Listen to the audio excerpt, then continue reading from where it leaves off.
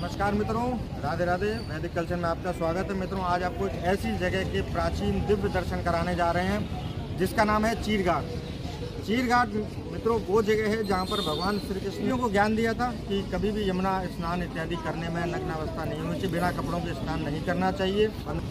तो हम यहाँ पर पुजारी जी से भी बात करेंगे, यहाँ के गोसाई जी से भी बात करेंगे और यहाँ के बारे में इसका पूरा विस्तार से वर्णन सुनेंगे। तो आइए चलते हैं, दर्शन करते हैं चीरघाट के।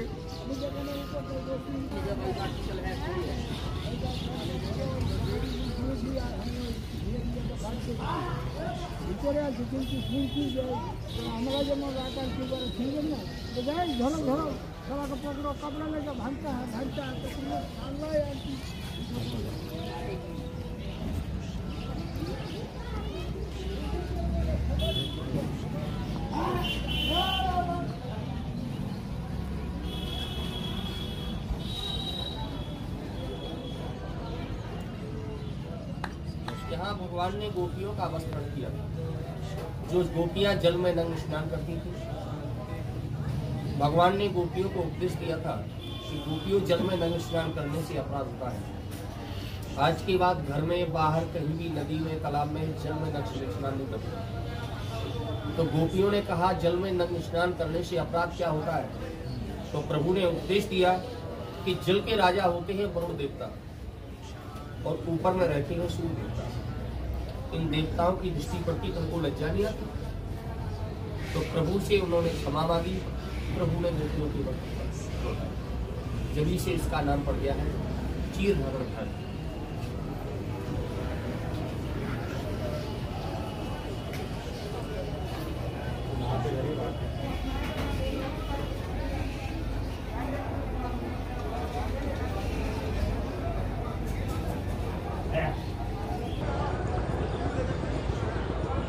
तो मित्रों, ये है चीरघाट जहाँ पर भगवान ने गोपियों को वस्त्र हरण किया था और गोपियों को ज्ञान दिया था कि कभी भी किसी भी नदी या सरोवर में नग्न स्नान नहीं करना चाहिए। मित्रों, यह स्थान वो है जहाँ पर गोपियों को भगवान ने उपदेश किया था, क्योंकि यहाँ पर भगवान ने गोपियों से कहा था कि यमुना में आप नग्न स्नान करती हैं, जल में किसका वास है? जल में वरुण देव का वास है, और यदि आप जल में नग्न स्नान करती हैं तो वरुण देवता का अपमान होता है।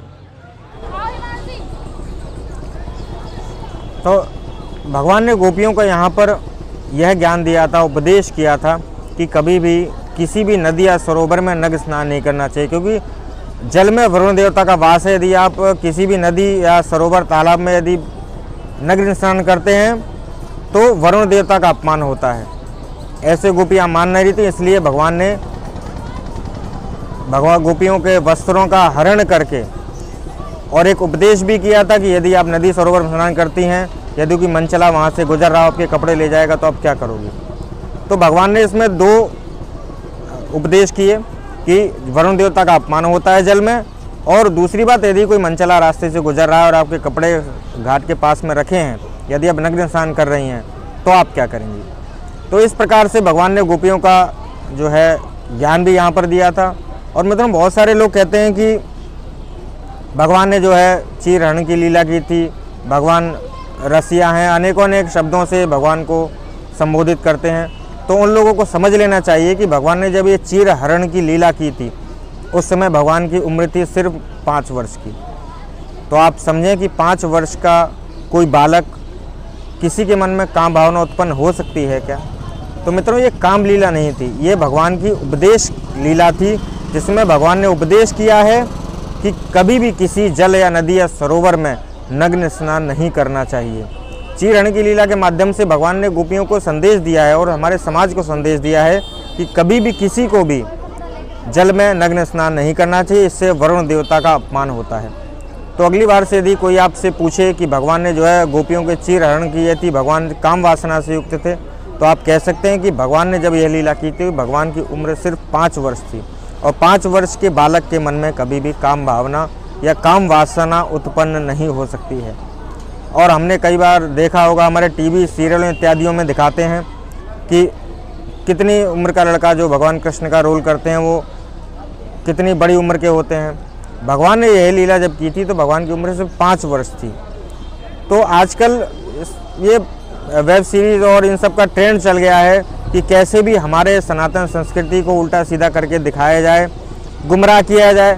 तो आप लोगों को इस चीज़ के बारे में सतर्क रहने की आवश्यकता है कि जो यदि कहता है कि भगवान ने काम वासना से यह लीला की थी, तो आप उसको जवाब दे सकते हैं कि यह लीला भगवान ने 5 वर्ष की उम्र में की थी, जिसके करने से 5 वर्ष की उम्र के बच्चे के मन में काम भावना कभी उत्पन्न नहीं होती है।